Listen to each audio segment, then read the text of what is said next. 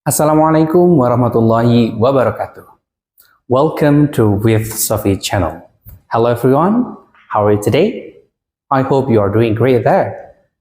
Siapa yang sampai sekarang masih bingung bagaimana sih sebenarnya caranya kita untuk menyatakan atau membuat kalimat yang menyatakan sesuatu yang belum terjadi?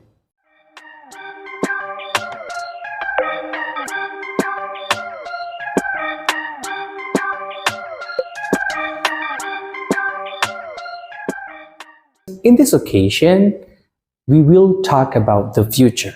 Apa sih simple future itu? In terms of the usage, there are many kinds of usages of simple future. Jadi kegunaannya sebenarnya banyak sekali ya, tapi secara harfiah, simple future itu kalimat sederhana yang digunakan untuk menyatakan suatu masa depan. Artinya, ini belum terjadi. Nah, ini berkaitan dengan masa depan. Berarti kalau kita ngomong tentang masa depan, ini suatu hal yang memang belum dilakukan atau belum terjadi. Kita akan membahas dulu yang pertama adalah polanya dulu. Polanya yang pertama, yakni menggunakan subjek dalam bentuk kalimat positif. Ini ada subjek, kemudian ada will atau shall, kemudian menggunakan kegiatan atau verb satu. Artinya, tidak boleh menggunakan ing, ya, verb ing, tidak boleh juga menambahkan sas, tidak boleh juga menambahkan to. Artinya di sini harus murni verb satu. Ada yang menyebutnya dengan simple form atau verb base. Istilahnya banyak sekali ya.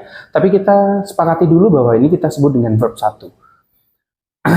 Kalau dalam bentuk positif seperti itu. Sekarang bagaimana dalam bentuk negatif? Maka kita perlu menambahkan not. Notnya ditaruh mana? Diletakkan setelah will atau shall. Jadi peluang negatifnya adalah subjek diikuti oleh will atau shall, kemudian baru ditambahkan notnya, setelah itu ditambahkan verb satunya. Nah, terus bagaimana bentuk kalimat tanyanya atau yes no questionnya? Maka will atau shall-nya kita taruh depan dulu. Jadi will atau shall, kemudian diikuti oleh subjek sama verb satu. Karena ini bentuk kalimat tanya, maka jangan lupa untuk meletakkan tanda tanya. Apakah wajib? Iya. Kalau kalimat tanya pasti wajib ada tanda tanyanya, seperti itu. Nah, pertanyaannya adalah, kalau kalimat ini menggunakan verb satu, bagaimana ketika kita pengen membuat kalimat yang tidak menggunakan aktivitas? Misal contohnya, saya akan sedih. Sedih ini kan bukan kegiatan, maka kita perlu menambahkan yang namanya be. Di mana letaknya be? Letaknya be itu diletakkan setelah will atau shall. Ada subjek, ada will atau shall, kemudian letakkan be. Ingat ya, kalau udah ada pakai will, tidak boleh pakai shall. Artinya hanya boleh ada satu saja, jangan dua-duanya dipakai. Nah, subjek, will atau shall, kemudian ada be, baru diletakkan ada namanya noun, kata benda. Ada namanya adjective, kata sifat. Ada namanya adverb, ini kata keterangan. Jadi, salah satu dari ini boleh dipakai. Jadi ketika tidak ada kegiatan di sini, maka kita tambahkan be dulu. Seperti itu. Nah, bentuk negatifnya gimana? Cara meletakkan notnya di mana? Gitu. Cara meletakkan notnya setelah will atau shall ditambahkan not di sini. Jangan be dulu tapi not dulu. Jadi polanya jadi subjek, will atau shall, kemudian ditambahkan not, kemudian baru be. Baru nanti diletakkan noun, adjective atau adverbnya, salah satu dari itu. Kalau dalam bentuk kalimat tanyanya seperti apa? Sebenarnya sama, cuman pakainya be gitu aja. Will atau shall-nya taruh depan, kemudian ada subjek, be, noun, adjective, atau adverb. Jangan lupa tanda tanya.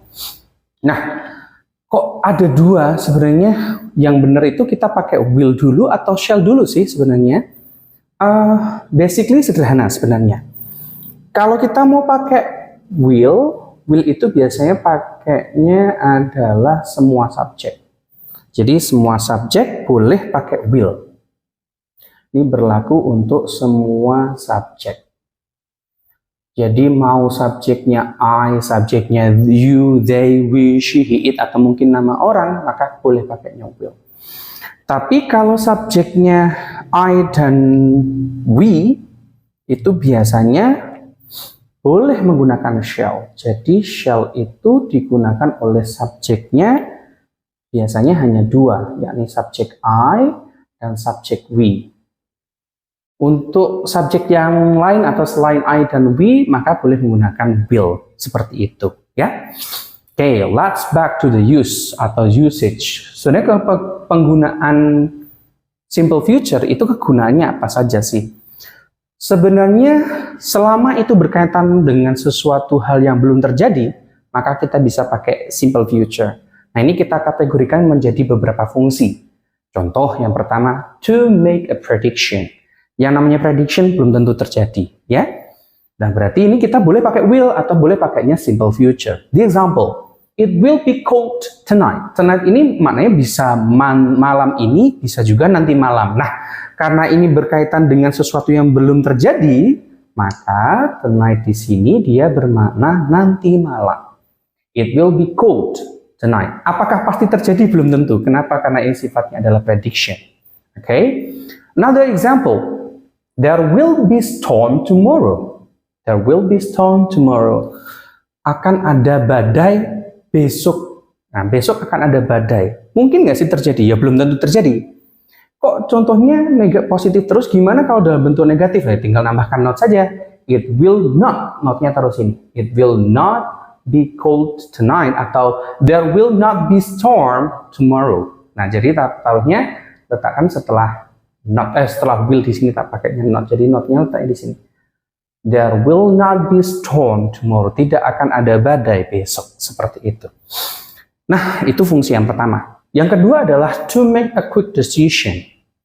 Berarti untuk membuat suatu keputusan yang cepat atau spontan. Jadi misal ini tidak ada rencana, tidak ada apa-apa, langsung buat keputusan seperti itu. Contohnya seperti ini. My laptop doesn't work. Atau saya rusak nih. No worries, I will fix it soon. Gak usah khawatir, saya akan memperbaikinya segera. Jadi di sini akan segera memperbaiki. Maka kita boleh pakainya will diletakkan di sini. Kita boleh pakai future seperti itu. Ya. Kemudian yang selanjutnya adalah to tell upcoming event. To tell upcoming event berarti untuk menyatakan sesuatu yang akan segera terjadi. Artinya sebentar lagi itu akan terjadi. Bisa berdekatan atau dalam waktu tertentu. Contoh, my mom will arrive in 2 hours.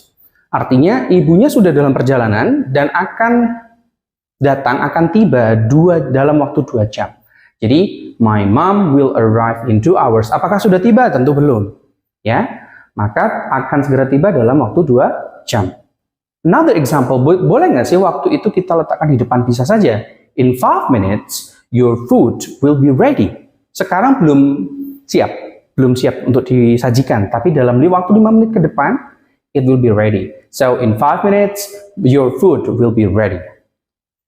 Fungsi yang terakhir adalah to make a promise. Kita membuat suatu janji. Nah, janji ini berarti tentu belum ditepati. Kalau sudah ditepati berarti sudah terjadi, tapi kalau belum ditepati, maka itu sesuatu yang belum terjadi. So, to make a promise berarti ini belum terjadi janjinya, ya. Why is your room always messy? Kenapa sih kamarmu itu selalu aja acak-acakan? Kacau di mana-mana, acak-acakan. I promise I will clean it. Nanti deh, saya janji bakal saya bersihkan. Berarti udah dibersihkan belum? Belum. Maka artinya adalah kesimpulannya untuk simple future itu fungsinya bisa digunakan untuk to make a prediction, membuat prediksi, to make a quick decision, keputusan yang cepat atau spontan, kemudian to tell upcoming event, sesuatu yang akan terjadi, akan segera terjadi, to make a promise, untuk membuat suatu janji. Nah, bagaimana dengan keterangan waktunya atau time signalnya? Tentu karena ini berkaitan dengan masa depan, maka gunakanlah sesuatu yang menunjukkan waktu masa depan. Misal, tomorrow, atau soon, ini juga bisa. Atau bisa kayak 2 days later, next week, atau next bla bla bla. Bla bla bla bla later. Seperti itu. Alright, I think that's all for today's material, for today's video. Thank you for watching. If you have questions, please write your questions on the comment below. I'm so sorry for making mistakes. See you on the next video. Don't forget to like, share, and subscribe. And the last I say, wassalamualaikum warahmatullahi wabarakatuh. Bye-bye.